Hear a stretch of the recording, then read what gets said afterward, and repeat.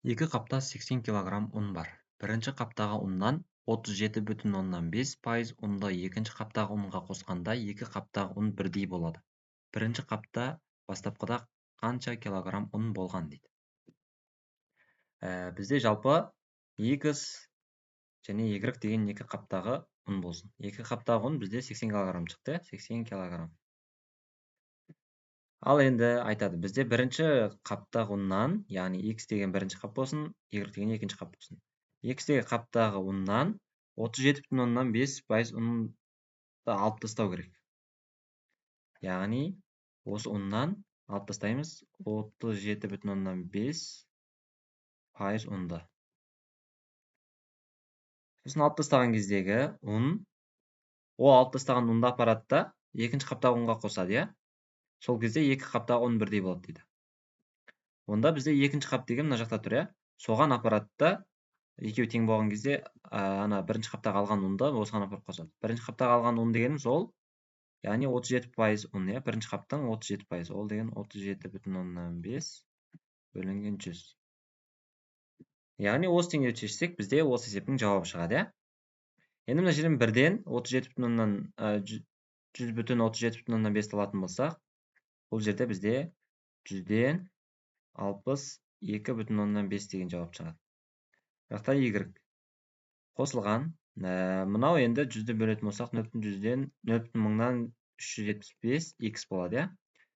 Мына жақта енді X-тарды бірыңғай жинайтын болсақ, мына жақта 0,100-ден 0,625 X, мына жақтағы X-ті азайтып былай өткізетін болсақ, 0,375 X тең болады Y, иә?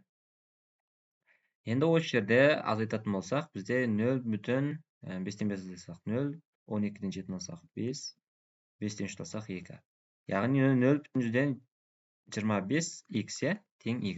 Енді бізде Y тауып алдық. Енді Y-ті апарып мына өрнекке қояйық. Сонда X қосылған, Y дегеніміз 0,100-ден 25 X тең 80.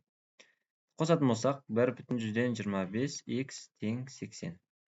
Енді 1,100-ден 25 дегеніміз ол 1,4-тен 1 деген сөз. X тең 80, иә? Енді үш жерден бұрыс бөлшектің араласқан бұрыс бөлшекке айналдырсақ, 4,4-тен 5, иә? 4-тен 5 X тең 80. Сонда X тең 80, мына жақта мынау көбейтіп отыр, былай өткенде бөлу болады. Бөлу 4-те 5.